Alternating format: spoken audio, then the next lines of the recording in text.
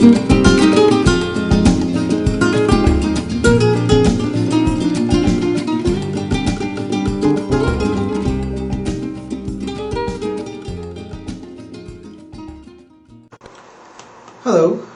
thank you for taking the time today to listen to this webinar.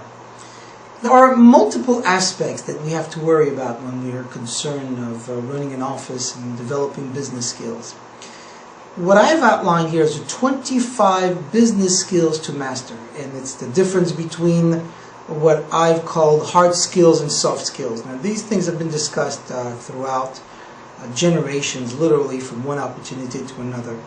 See, when a person is seeking an opportunity to develop a new business or even a promotion within their company, the business skills are the same. However, typically there's a differentiation that we find between hard skills and soft skills that in each candidate will present themselves.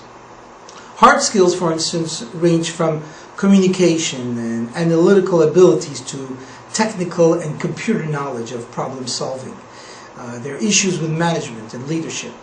And typically those skills are demonstrated in the past successes of that employee or that person seeking that operation. They can be listed on the resume and somehow often be described during the interview. However, soft skills are typically less concrete. They're equally important, but they range from loyalty, integrity, professionalism, self-confidence, things like this that make a person who they are, that personality that they have. What I've given you is there's a list that obviously you have downloaded from the email, and listing each and every one of the hard skills, and I'm going to cover one at a time to go and express as best as possible the ability to understand one versus the other. Some of you might find that some of these lists are almost impossible to accomplish because there's so many issues. However, I dare you take some of these, a couple, 2, 3 of them, and try to improve on every single one that you can. All right, let's start with the hard skills. Number 1 is communication. It's vitally important in any business, and certainly in yours, to have successful communication. And so this includes concise writing, careful listening, effective speaking. Skills are so important because communication is the key to every single person in your organization to be able to work with one another and create a team effort. The second is analytical. This is the skills that begins with the ability to see the big picture and assess a situation. We gather information, then you even seek at times multiple perspectives, and then how to apply sound judgment to it. How do you put this into motion? That's what it's all about. Analysis of the situation and put it into play. The other is computer or technical skills. There's no question, everybody will agree on that in today's day and age, the technology and the speed at which the technology moves is so fast, and one needs to possess solid computer skills or basically you'll be left behind. That's all there is to it. Number 4 on our list is adaptive. Employers downsize, companies downsize. At times, many different interactive businesses downsize. Why? Because they try to combine their jobs on focusing on efficiency and things that can be done to reduce cost. One has to show the value by demonstrating a willingness and to learn new skills and assume additional responsibility. Once you find the person that can do that, you know for a fact that this is an employee who in all aspects wants to adapt, and that's this adaptive process which we're talking about. The other one is called interpersonal. As you know, the workplace is about people. People like you, people like me, regular people, all kinds of people. And one can either be referred to as what, is often in the market called an alpha male or an alpha female. And if that's the case, then the person may have to tone it down. You have to learn, you have to understand, you have to accept different personalities. And those are important. It's not so much who you are, what you do, what you want, what you need. It's more of how do I get along with everybody in the office. Another quality of leadership and management is an important aspect of one of the skills that are necessary. Whether a person has progressed to a management position or trying to achieve one, leadership skills are important because they demonstrate initiative. Initiative means I'm able to do things on my own and I know how to take it to the next level. Actually, the willingness to take or to lead or even to solve a problem, which will get one noticed by everybody around them, is this ability to lead. In other words, one has to take the responsibility to do a job rather than being told to do it. You have to be responsible to do it on your own and do it when you think it's appropriate, necessary, and take the initiative to do it yourself. Number 7 on our list is by far multicultural sensitivity. Now it's interesting. When I came to the United States, many years ago, I was only a young boy. It seemed that there were American people and then a few foreigners, and I was one of the few foreigners. Today, we're in our 20th century. Things have changed. The world has changed. The world has opened up their doors. And in our world today, the workplace grows more and more diverse. And every day, we have to show with each other the fact that we can get along with people from different backgrounds, different ethnicity. Multicultural sensitivity has become an absolute need in today's environment. And that doesn't mean that you accept everyone and anyone. It just means that you're able to work with everybody. The other one on number 8 would be planning and organization.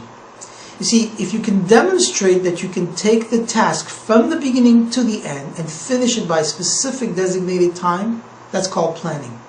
Organized means you're able to do it in a fashion that is well categorically put together step by step. Number 9 on our list is problem solving. It's the creative problem solving that is important. And at all levels of any organization, problem solving is something that you want to be sure the task is there, the skill is there in order to ensure that each and every one of the team members can figure out a way out of a problem or out of a mess. Number 10 on our list is teamwork. By far the most valuable of all the employees that are team players who are committed to the task will be the ones that can actually make it work and make it better. So on the hard skills, those are the 10 skills that are listed, which I wanted to cover to give you a general understanding. Now what we're going to skip over now is to the soft skills. What are the soft skills? What do they do? Where do they come from? What is that? How do we match with them? In the list, in the way in which I have put it together, number 1 on my list is called loyalty. Indeed, most managers will be aware that when they're faced with either having to cut staff because of budget, or less staff is given in any department because of the department not being run properly, you have to be keenly aware of who is with you, who is not with you, who is on your side, who is not on your side. And that's what loyalty means. Loyalty means, can I count on you, and can I make this the world to be? Next on my list is integrity. Integrity is undoubtedly at the top of the list of most employers and most jobs and most companies. Why? Because by seeking all the team members to join with and to participate in the work, it has to be undiluted, unquestionable, impeccable, unequivocal integrity. That is so important. I can't overemphasize that. Third on our list of soft skills is flexibility. You see, you have to be a star player. A person has to be a star player to be able to demonstrate the willingness sometimes to leave their comfort zone, and they work at that level. You have to work whatever level you're told. In other words, don't make it so difficult. Make it so that all of us can communicate, work together. And even though we're loyal, even though we're great at it, make it so that it is personable and that you agree at times to bend a little bit of the rules, bend a little bit of the system, bend a little bit of your comfort zone to fit into mine so we can make it happen. Number 4 is dedication. Now, one needs to show care for the work and the concern for the company at all times. If you can bring value to the market and commitment and the examples that you set forth, that will make you the person that will bring this type of ability to the company to see and look at you and say, this is good, this is what we're looking for. Alright? Number 5 on my list, again, keep on going on the same list that I've given you here, is reliability. You have to be able to prove that you can be counted on, and wherever the chips fall, if there's a situation that becomes difficult or challenging, the company can and should know they can count on you. That's what reliability means. I always told my children growing up the 3 R's that you have to remember. Reliability, responsibility, and at all times respect. If you have those 3 components with you, this is something that you and I, as a father and child, can always have in communication. I brought up my children this way. I want you to know this was something that unequivocal with all my kids, the 3 R's. And this is something also that's brought into the workplace that we need to pay attention to. Number 6 on our list of soft skills is a positive attitude. A positive attitude will boost the morale of everyone and make a person such an essential member of the team, such a pleasure to be with. Positive attitude can brighten up the worst situation and bring literally a beautiful, beautiful gleam of light to everyone around us. Number 7 is professionalism. If you think about that, even though you've been hired in that position, doesn't mean you're professional about it.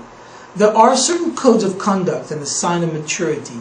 And although professionalism covers a host of behaviors and all kinds of things you have to think about, you can be fair, you can be responsible, you can be petty, you can be condescending. All of those things are within the realm of being professional, acting towards it, and being able to be liked and be respected by everyone around you. Number 8 is self-confidence. As the saying goes, if you don't believe in yourself, who will? Who will? Think about that. Self-confidence means that you are at all time a person that can come in, do the work, and know for a fact that the work will be done properly. It's just tremendous power of assertiveness, but done with professionalism and integrity, and this will make a difference. Number 9 on our list is the willingness to learn. Given the speed at which the technology today is moving and developed in this new millennium, I mean, it's amazing the new jobs are constantly evolving, and a person has to demonstrate, irrespective of their age or the level of experience they have, that they can learn, they can grow. Because if you don't, I'm telling you, at the end of the day, you may not be the person that we want to keep in our company. This is something that needs to be constantly reiterated. Number 10 is the ability to work independently. I don't mind working with you as a team, and I certainly can work with you, and although this may seem at a counterpart sometimes to teamwork, you have to be a self-starter. You have to be able to perform well with a minimum amount of demands from the supervisors and the department heads and the managers. And this will make that person distinguished to their job. This will make you above and beyond special in everything that you do. Number 11 is the respect for others. Every person you interact with during your work, whether it is from the owner of the company, the president of the company, the doctors, the co-workers, the colleagues, everyone, from the receptionist, as it says, all the way to the CEO. You have to give one an opportunity to demonstrate respect. And it has to be reflected on not only the work that you work with themselves and with them, but also truly appreciated by everybody. Respect is it's an important component, but it's a must. It's not something that can be gained, acquired, or thought through, or even hoped or wished. It's there, period. It's not negotiable. Number 12 is patience. That's a very tough one. Tough one because a person can be quite focused sometimes on themselves, and they work at times so hard, but yet their work has to be so patient with all of the colleagues, and they have to help in determining the success of the company, determining where it's going, on the accessibility of information, whatever the case may be. You have to have patience with people. Give them a try. It's interesting, as a consultant, I'm asked often, how is it that I constantly remain and continuously keep a cool and determined attitude towards the same questions that I'm asked over and over again.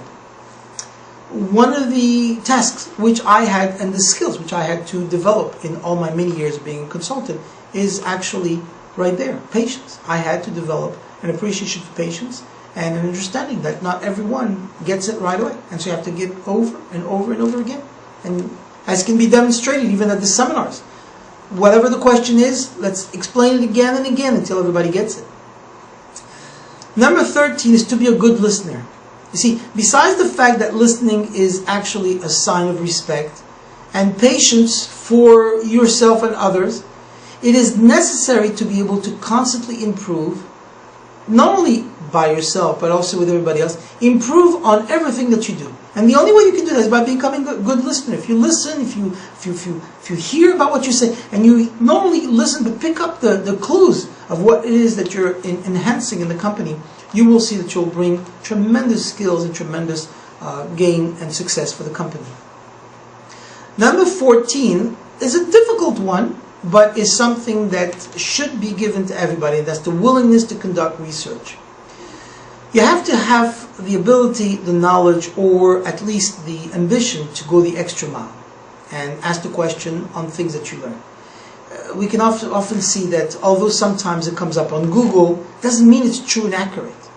And therefore everything to a certain extent has to be researched. Oh, I saw it there. Is that real? Is that true? You know, I don't know how many times I've read articles, and at times, and I used to send them to one of my kids. My kids come back and say, that's not true. You know, you can go to a certain website on Google and they'll tell you whether or not it's true. Because it's published, because it's there, doesn't mean it's real, doesn't mean it's true, doesn't mean it's accurate. You have to do your own research and back it up with constant information that is appropriately been revised and analytically researched so that you can say that this is the real thing. 15 on our list, which is the last of the soft skills that we speak about, is time management. The more effectively a person manages their time, and the better that they will become at meeting their goals and those of the company. In order to be able to benefit from that, you have to constantly and continuously relook at your schedule and analyze and figure out, is this the way I want to spend my day? And what do I have to do with it? I know I have spoken at different webinars about time management and how to make the best of it. But time management is an important component of that skill that you need to bring into the workload and the workspace for you to be able to maximize all the services and maximize the company's benefit in yourself as well, so you can get a lot more things done. Now these are 25 skills that we spoke about. Okay, you've got hard skills, soft skills, and there's two kinds of skills. However, in order to take proper action, to try to do all of this overnight, it's not going to happen. You're not going to be able to do it. You're going to foul up, and one way or the other you're going to be disappointed. The best way is this: take at least 2 or 3 of those skills, and then every few weeks work on them. Work on them as a team member, work on them as an individual, and try to continuously improve on that and figure out the way that you can best at all times make this better for you yourself and the company. Know that everything that you learn, everything that you do, everything that you bring to yourself and the company will not only enhance yourself, enhance your position, enhance your department, enhance the office and the protocols, the systems that are included, but it will also enhance your work environment, therefore give you a better life and a better place to be. One can lead an extraordinary life and one can lead an exceptional life with the way that they operate their day-to-day activities. The way that you come to work on every day, on a daily basis, and make the decisions and implement those decisions will make a difference for you. That is how you determine if the work or not will be done properly. At days, and sometimes, you will find that it is more difficult because you're going through a challenge at home, at work, or in different places. This is when you'll have to remember, all the skills in the world are only human, but at the same time, they're not emotional. They're acquired, they're developed, there's certainly things that we want to do and work on, but at the end of the day, there's a human aspect to yourself and to all of us. And this is where godliness comes in. This is when goodness comes in. You'll have to remember, just as much as you think that you can do the best that you can, if for whatever reason the people around you don't see that, if for whatever reason it is not bringing the results that you think it should because of the way that people around you respond, this is the time to rethink of your personality and the way that you're presenting yourself. Know, however, that God in His infinite wisdom has bestowed upon each and every one of us the unique abilities to be the best that we can be. Whether you use those potentials and skills or not, it's entirely up to you. There's not one person in this world who does not matter. And there's not one person in this whole universe of ours who does not have a specific mission. And that mission is as important as any other missions in the world. Whether it be at the top of a country, a president, a king, or a simple person who works in the field. Every single one of us have a mission. And that mission is to bring goodness, godliness, greatness everywhere we go. Spreading goodness is what we're all about. Making this world a better place to be. Make it a place so that godliness can at all times live and be good. I'm not talking about holiness. Holiness is something that you can decide with your own spiritual leader. But godliness is something that brings goodness to the world. God created this world for us to make a good place for us to live. It's your choice. You can help it and devise the best conditions and leave a legacy at the end of your life and make this world a better place than you found it when you came in. Or, God forbid, the opposite. It's your choice. But you do have that opportunity, and I hope that you take it. God bless you and I and all of us to be able to do the best that we can and develop the most sophisticated yet unbelievable skills that we have into true potentials to make this place the best place that there is, so that we can one day look back and say, I did it, I made it happen. And because of me the world was created, yet it was all worth it. God bless you, have a good day, and thank you for listening.